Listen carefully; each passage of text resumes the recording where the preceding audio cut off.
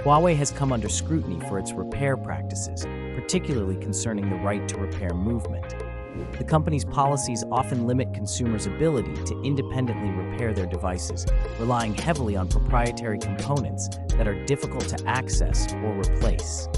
One notable incident occurred when Huawei faced backlash over its Mate 30 Pro smartphone, which was reportedly designed with glued components, making DIY repairs nearly impossible. This not only frustrates users, but also contributes to electronic waste, as consumers are forced to replace entire devices instead of fixing minor issues.